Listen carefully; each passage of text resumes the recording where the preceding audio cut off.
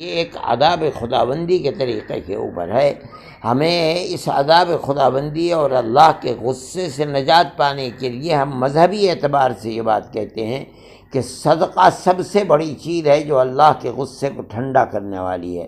ہمارے آقا حضرت محمد صلی اللہ علیہ وسلم نے فرمایا ہے کہ صدقہ کرنا یہ اللہ کے غصے کی آگ کو ٹھنڈا کر دیتا ہے۔ اس لیے میں کہتا ہوں کہ جن لوگوں کو اللہ نے کھانے پینے کی سویدھا دی ہے ان کو یہ چاہیے کہ وہ اپنے دائیں بائیں لوگوں کو دیکھیں، چاہے وہ ہندو ہوں چاہے وہ مسلمان ہیں۔ اگر غریب لوگ ہیں تو ان کی مدد جتنی بھی اللہ نے کسی کو دیا ہے، جتنی بھی اس کے اندر طاقت ہے، وہ دوسرے کی مدد کرنی چاہیے اور اس کے اندر دریغ نہ کرنا چاہیے۔ مجھے توقع ہے کہ ہمارے اس عمل سے اللہ تعالیٰ کا غصہ جو ہمارے گناہوں کی بنیاد کے اوپر آیا ہے، اللہ کا غصہ ٹھنڈا ہوگا اور دنیا کو اس سے راحت مل سکے گی۔